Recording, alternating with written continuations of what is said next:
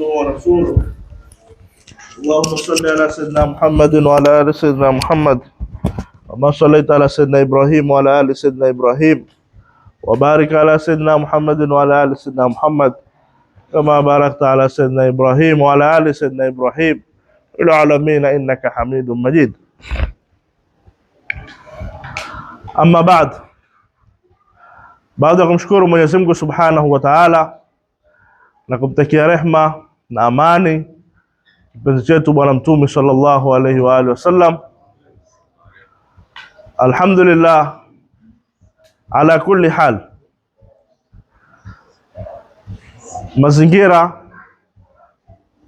tulionayo katika moyo wetu wa Amu takriban kiasi cha wiki mbili zilizopita ilikuwa ni hali ya kusikitisha sana, lakini walillahi alhamd, kila mtu kwa nafasi yake, kwa cheo chake ameweza kuingilia.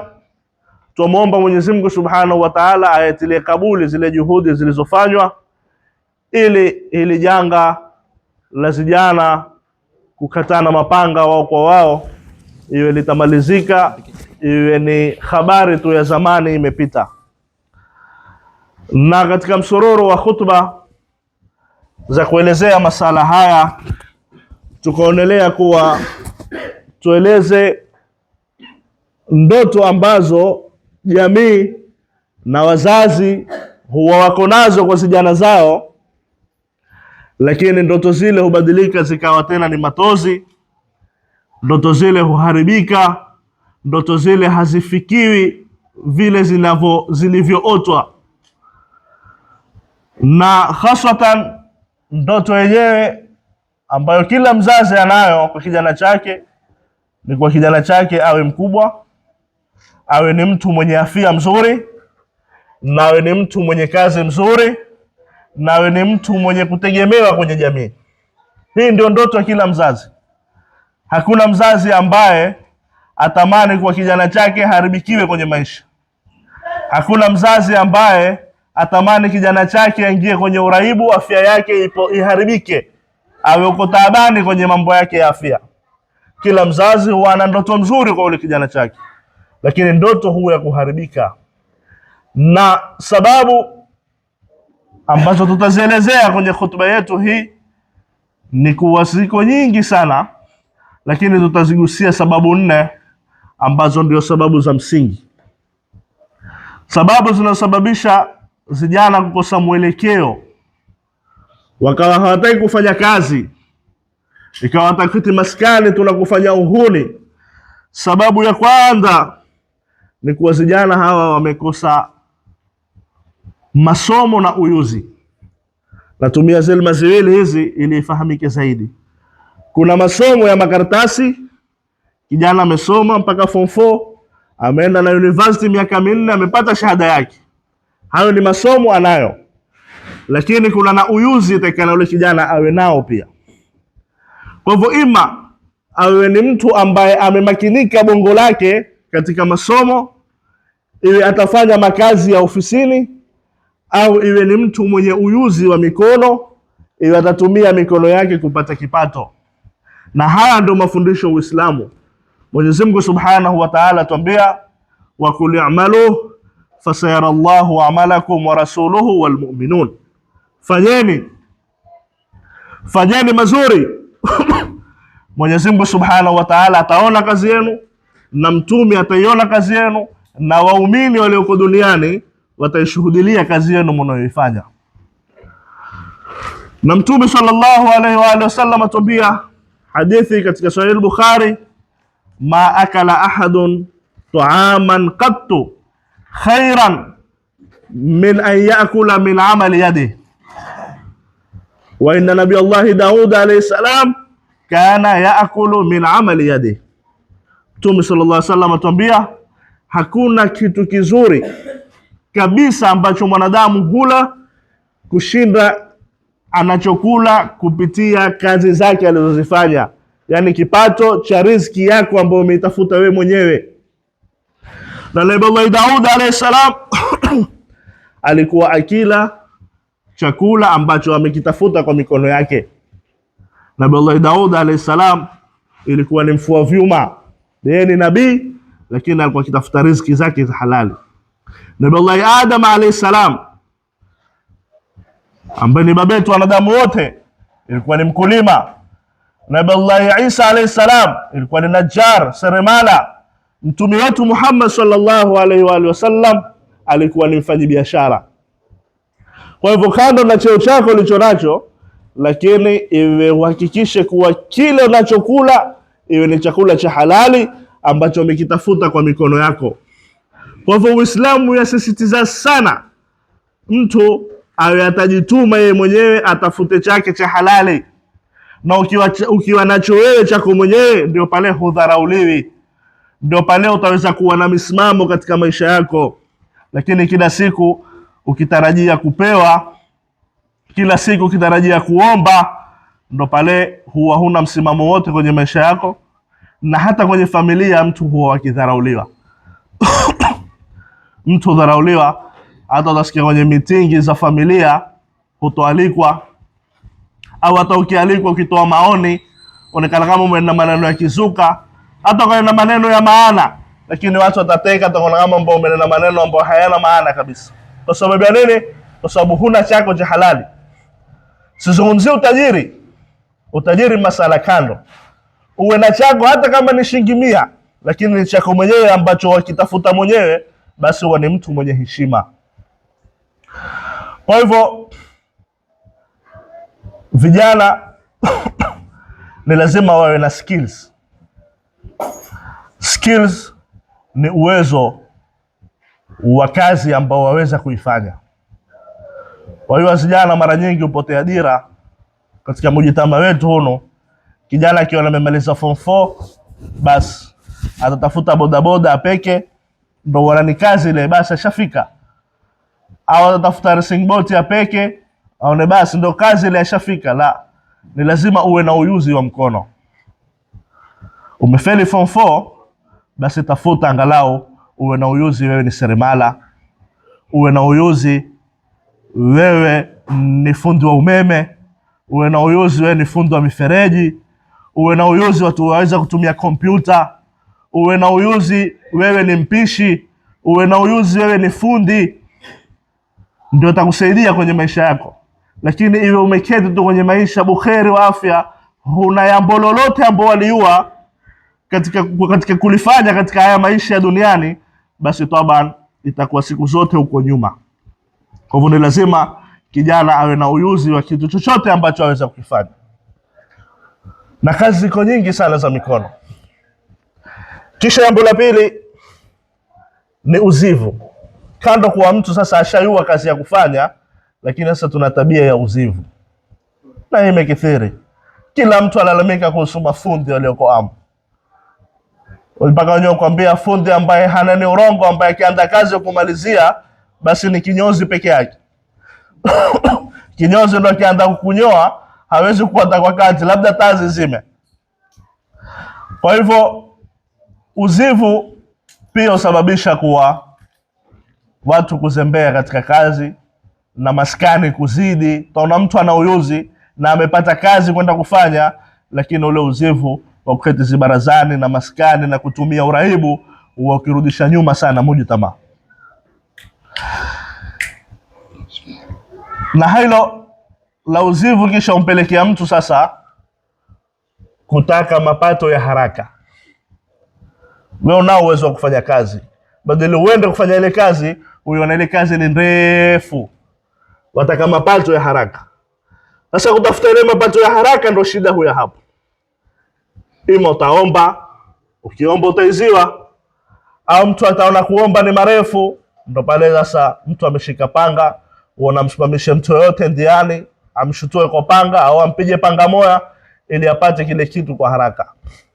Utaona mashallah vijana wengine ambao wameingia kwenye majanga haya ya uraibu, majanga ya drugs haya, watumia unga, watumia bugizi au drugs mengine makubwa. Utaona baadhi yao ni watu ambao wana uwezo wa kutumia kazi za mikono. Mtu ana kipaji cha kutumia kazi fulani ya mkono, lakini aona ni marefu kutumia mikono yake kutafuta riziki, aona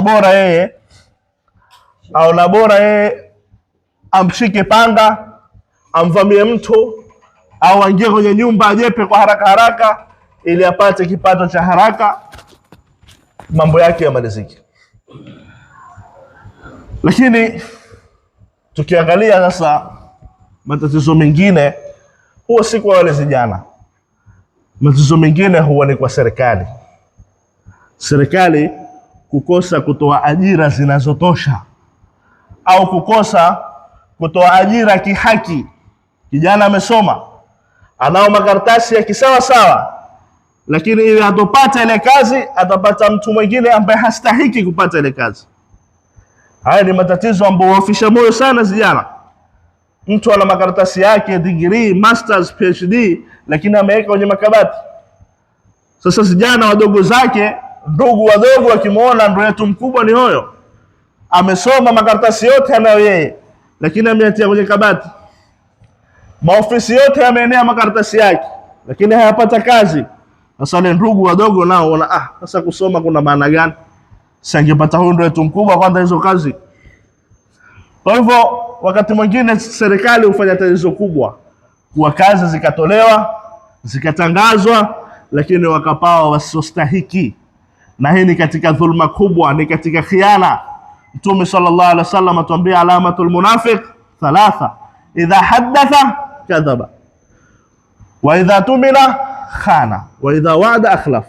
Sasa hapo wa idha tumina khana, wakiamini wale mnafiki hufanya khiana.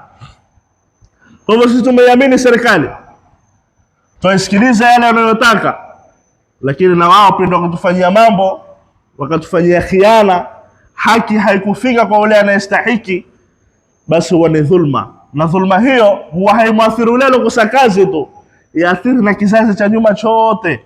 Inaonekana kama kusoma kumekuwa hakuna maana. Watu wamesoma, wana mastertificate yao, lakini wameweka kwenye kabati. Na haya yatokea hatuyaneni tu.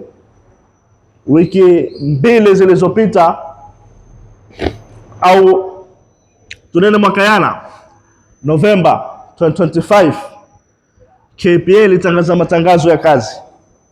Kenya Port ilitangaza matangazo ya kazi. Nafasi walizotangaza wanazotaka watu ni 296, 296 nafasi za kazi. Walio apply watu wangapi? Watu 500,000. Watakana watu 296, walio apply 500,000. Ilipofika mwezi wa Januari ku apply watu 500,000 hao, ikabidi sasa kufanywa mtujo.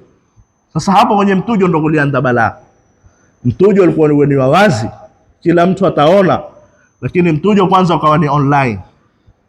Ikawa sasa wale wanaoko mashambani na wako kwenye vijiji ikawa tatizo kwao.